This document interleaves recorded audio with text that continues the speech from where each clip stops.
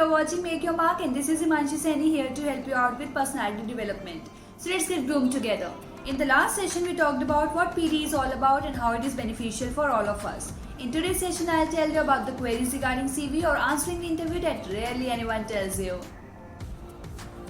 See, it's very easy to find the answers to a question, tell me about yourself, or how to make resume or CV, or how to prepare for an interview, but it is very rare to find the solutions to a queries reading between the lines. And that's what we are going to learn today. Your CV can make or break your chance of getting considered for your dream job. This is why you need to consider everything you include and don't include.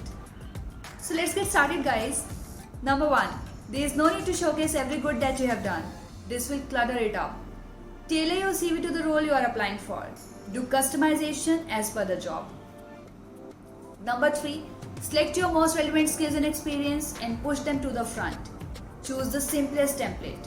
Employers appreciate the facts presented simply so that they can make a quick and easy decision. For this, simple MS Word doc is good to go, clear fonts in black and white and simple layouts.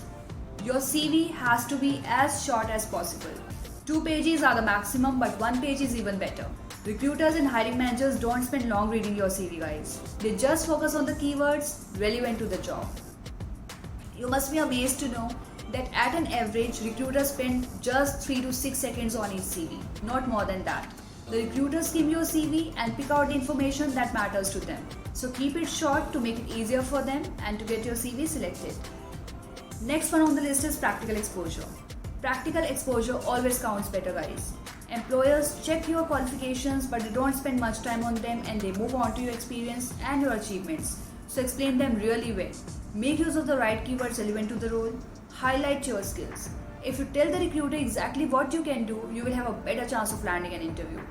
Make sure that the previous roles listed on your CV are described accurately and you explicitly state what skills you picked up and how. And yes, for some roles, good scores really matter. For example, roles related to design and development, research and development, projects and production technology demand strong academics. There you need to showcase your marks, but in case you are not very strong academically but have very good practical exposure, then try to embellish your skills better using that space and try skipping the marks so that at least you can get a call and a chance to show your knowledge in a better way. So the key is to think like an employer while making CV. Now comes your hobbies and interests. What's your take on this? If your hobbies include volunteering or an interesting side project which is relevant, of course, then that's a plus. As you can skip adding them if you have space crunch and you have more important things to mention, because this can be told later on also at the time of your interview. See, nobody is interested to know about your personal stuff in those crucial minutes. Every question being asked to you is to know directly or indirectly about that side of yours, which is gonna help them get the potential higher. So even if they ask you about your hobbies, they just want to know what kind of a person you are and how that can be a value addition to them. Like if you're telling them playing cricket, which is the most common one, they are deciphering that your energy levels are good and you would be an active employee for them. If you say chess, they would understand that you must be a strategic thinker. So be careful about your answers, but be truthful at the same time. Don't lie and include those interests of yours that are relevant to the job role. Please note, guys, to write only those things that are true about you and mention the work that you have done by yourself. Because in an interview, the questions that are gonna be asked from you would be from your CV itself and you will not lose confidence if you will mention facts and you will just nail it. One more thing. Keep this thing in mind, you yourself rule your interview. Some questions are such that you cannot steer left or right. In such cases, answer straight to the point, whatever is true. Do not mislead that it becomes difficult to get back on the road. Let me share something with you. One of my clients asked what skills to put in the resume. Should they be improvised as per the recruiter's JD?